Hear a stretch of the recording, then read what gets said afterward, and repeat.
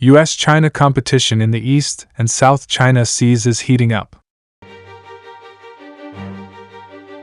The South China Sea over the past 10 to 15 years has become an arena for U.S. China strategic competition. China's actions in the SCS include extensive island building and base building activities in the locations it occupies in the Spratly Islands, as well as actions by its maritime forces to assert China's claims against those of other countries. Neighboring countries such as the Philippines and Vietnam have raised concerns among U.S. observers that China is gaining effective control over the South China Sea, a region of strategic, political, and economic importance to the United States and its allies and partners.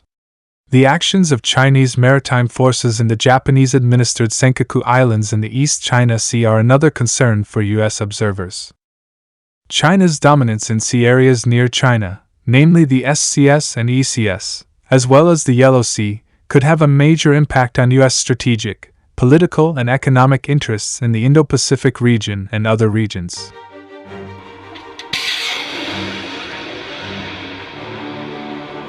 The broader U.S. objectives in the U.S. strategic competition with China in the South China Sea and ECS include fulfilling U.S. security commitments in the Western Pacific, including treaty commitments with Japan and the Philippines to maintain and enhance the U.S.-led security architecture in the region. Western Pacific, including U.S. security relations with treaty allies and partner countries, maintaining a regional balance of power that favors the United States and its allies and partners, maintaining the principle of peaceful resolution of disputes and resisting the emergence of alternative approaches that could make decisions sound. In international affairs, defending the principle of freedom of the seas, sometimes also called freedom of navigation, preventing China from becoming a regional hegemon in East Asia, and realizing these goals as part of a larger U.S. strategy to compete strategically and manage relations with China.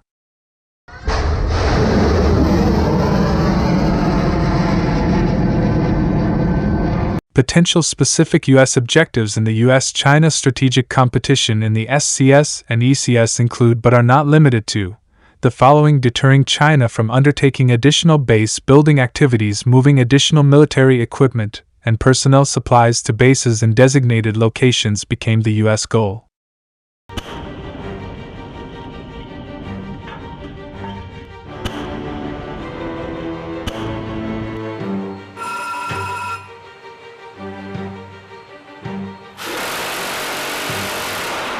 Occupying the SCS, initiating island building activities or building bases at Scarborough Shoal in the SCS, declaring straight baselines around land features it claims, or declaring an Air Defense Identification Zone (ADIZ), and encouraging China to reduce or end its maritime troop operations in the Senkaku Islands in the ECS.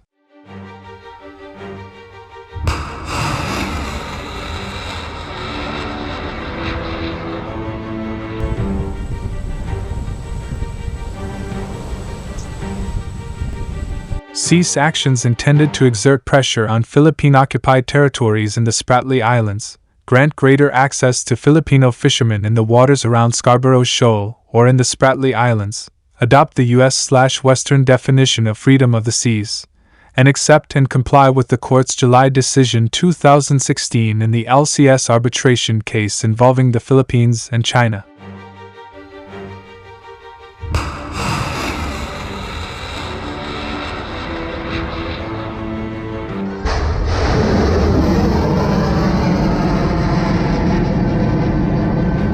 The issue for Congress is whether the administration's strategy to compete strategically with China in the SCS and ECS is sound and appropriately resourced, and whether Congress should approve, reject, or modify that strategy, the level of resources to implement it, or both.